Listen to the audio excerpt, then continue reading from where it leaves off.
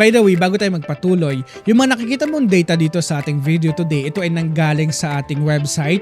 So kung gusto mong gamitin itong ating website, nasa comment section lamang yung link nito at pinin natin ito at para masubukan nyo na rin ito. Ang ganda dito na andito lahat ng mga pwede mong tignan about sa fundamentals ng company. So ang focus nitong website natin ay more on fundamentals and more on strategies on how to improve our investing journey. So nasa comment section lamang yung link. Hello guys, today sasaglitin lang natin itong ating video. So gusto ko lamang i-share sa inyo yung update natin sa ating Call Financial account, sa ating portfolio today. So gusto ko lamang i-share itong ating ibebenta ngayong araw, no? So today ay May 8, 2026 and ang ating ibebenta ngayon ay itong Nickel Asia Corporation. So ang ating unrealized profit dito ay nasa 24%, yung remaining and dividend income natin ay nasa 20.57%. So overall, meron tayong 44.76%. So ito yung ating ibebenta ngayong araw. So bago ko ibenta ito, puntahan muna natin itong buy link na naandito para magkaroon tayo ng idea or approach back kung bakit natin in the first place binili itong Nickel Asia Corporation. Okay, so ito yung ating dahilan kung bakit natin ito binili. So pinublish natin ito noong March 23, 2024. So hanapin lamang natin yung ating transaction dito. Ayan, ito. March 21, 2024. Nabili natin to sa ganitong presyo. And itong Nickel Asia, may history din tayo dito from the past. So ang pagkakaalam ko ay naibenta ko na yung another shares nitong company. I think last 2 months ago ata ito na ibenta ko yung iba. So ito siya. So meron tayong 40% lamang na kinita din dito, no, dito sa paglabas natin dito. So March 2, 2026 natin ito na ibenta yung unang tranche natin, no, na pagbenta. Okay. So now, ayan. So kung gusto nyo panoorin nyo lang yan kasi sobrang haba na itong ating video kung tatalakayin pa natin ito. So ito yung ating completed trade sa ating Call Financial account at naibenta natin ito sa 5.1 pesos per share. So meron tayong 45% na kinita dito sa ating investment sa kumpanya. So now nandito tayo sa ating website para alamin natin yung iba pang information.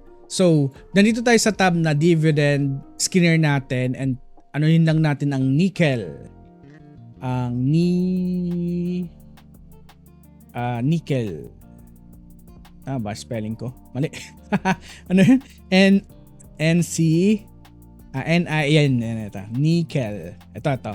Okay? So dito sa Nickel Asia Corporation, makikita natin yung annual yield ay nasa 4.7% and kanyang dividend ay nasa 0.21 centavo. And ang growth ng kanyang dividend ay nasa 16.67%, no?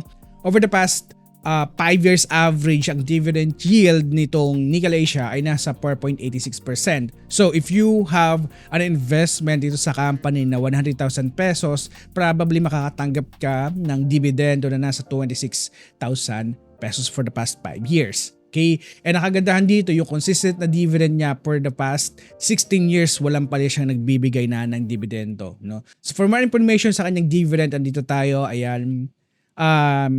Makikita natin dito yung kanyang stock price, dividend information, history, ayan, and kung gaano ka-frequent siya nagbibigay ng dividendo. Para sa karagdagang information, nandito tayo sa All PH tab sa ating website. Okay. So kung titignan natin dito currently sa ating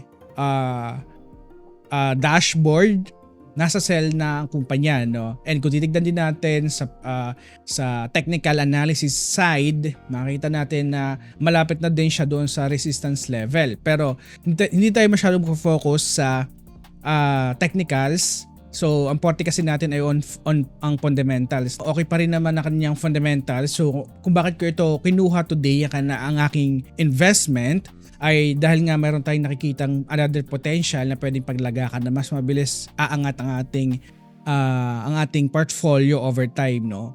And also, in terms of volatility kasi dito pagdating sa nickel, medyo talagang mataas ang volatility dito. Kaya ang ginagawa natin today ay more on maghanap tayo ng mga core position talaga, yung mga highest quality mga stocks dito sa ating bansa as of the moment. And this is also the information kung paano kumikita itong nickel. And in terms of their competitors, talaga maganda pa rin ang performance ng nickel compared sa kanyang mga competitors, yung mga mining company. Maliban dito sa APX, no? Now, in terms of the revenue, ganun pa rin, nakikita natin ng performance, tumataas pa rin naman. Okay? So, other than that, in terms of fundamentals, okay pa rin naman. The main reason natin, the main reason kung bakit ko talaga ito ibebenta, syempre, ay yun nga, nakikita natin ng highest volatility itong company, and we are going to focus to the anchor positions, no? Now, in terms of research tab natin, nandito tayo today. Ayan. So, current events natin, ito yung current events, expansion into renewable energy, which is good para sa company. Economic mode, this is the strongest position na ngayon na kumpanya, no, na talagang very attractive dito. However, yun nga, dahil nga volatile today ang ating merkado, so I'm very careful today sa mga pipiliin ko natin mga stocks, no, para hindi madrag yung profits ko and also yung past profits din or realized profits natin dito, no. And also this is the na din kasi bumagsak ang kanilang free cash flow today. Ayan, so ang aking fair value na dito ay nasa 3 pesos na lamang. So bumagsak siya ng 40% ang aking nakita dito, no. And this is the risk factors na nakapaloob sa company. Ayan, nakita mo naman unang-una ang volatility, operational risk, pagdating sa mining, dependency sa isang customer or mga customers, okay, and exchange rate also importante yan. And you have to understand na sobrang, no, kung titignan mo nasa 60 level na ang peso compared sa US, okay, and ito yung mga tinitignan natin sa ating portfolio as of the moment, no. Ito yung mga kadahilan kung bakit ko binenta. So dito ay nag-post na rin tayo sa ating socials tab. Ayan, socials tab. And ayan na nga, so may iba't ibang reaction dito. Maraming reaction yung mga ating subscribers. Ayan, sobrang dami. And also kagandahan dito sa subscribers din natin kasi responsive sila sa pag-comment din dito. Kapag mayroong mga tanong ang ating community subscribers, nakakapagbigay ng comment, reaction, mga strategy nila, and also at iba't ibang mga hinanaing dito na andito yan, nakikita mo sa ating socials lamang. Okay?